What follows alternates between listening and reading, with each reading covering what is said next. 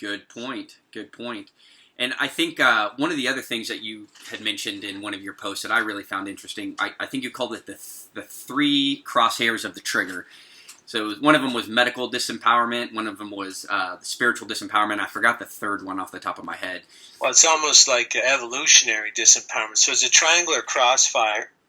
So basically, if you ask any sniper, any assassin, the kill ratio of a triangular crossfire, they're going to tell you it's like 100%, because there's no way the target can be injured without the full kill, or the full kill shot is very easy by one of the three. So basically, the triangular crossfire, it's all the trauma-based mind control works a lot better if the public is gutted like a fish on a wharf, but not gutted in a way you could defend yourself. Gutted in that fifth element magic way, where I'm going to steal your self-esteem, I'm going to steal your self-care, I'm going to steal your self-worth. And basically, if you grow up in our culture, and a lot of people think these are accidents, these are coincidences. They're not, because if you do the research, the psychological effect, especially on children, so the religious disempowerment is saying you're born a sinner, and then on the end, on the end of that locomotive, you add the caboose that sinners deserve punishment.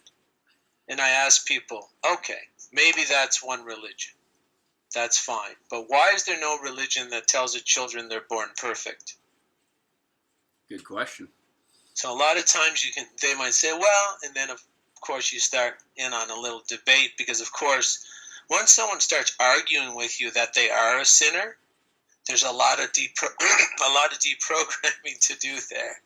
Absolutely. And then the medical disempowerment is about the medical field hijacked the religious gutting and used the same sort of format and said, you're born genetically faulty.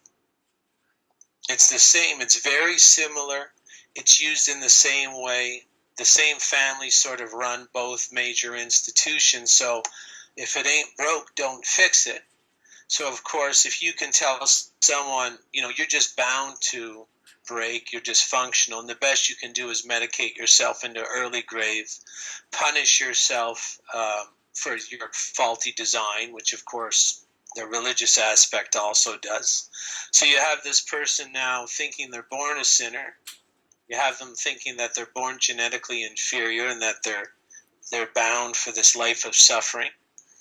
And then you have that evolutionary, scientific kind of, that's the third gun in the psyche triangular crossfire, where they say, you're here on this earth by just random chance. You have absolutely no goals in life. You're just here by mere coincidence, and there's no purpose for you.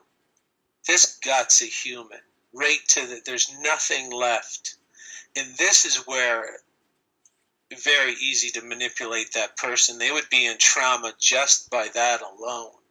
Very little self-worth. So, of course, if you tell someone like that, would you like to shovel some dirt down at, the factory of the elite? They're already gutted of their self-worth. This is how you manufacture ready-to-go slave class.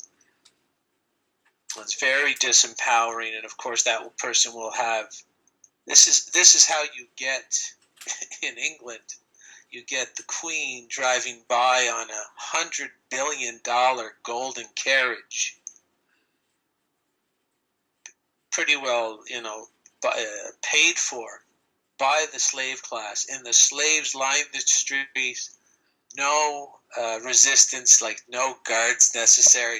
They just sit there and watch it. You know why they watch it? That someone else has stolen $100 billion in gold from them? Because they steal their self-worth. Exactly.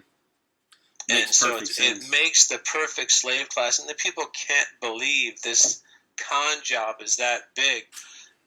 That 150 generations I'm talking about have passed down the mind control technology generation to generation, and saying, look, if you want to live in a castle and have some guy ready to shovel the barn on the other side of the castle wall.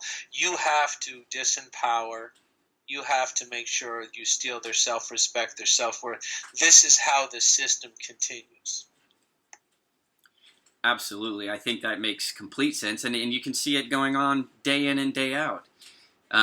It's one of those things that just never ceases to amaze me how much they're willing to slap people down.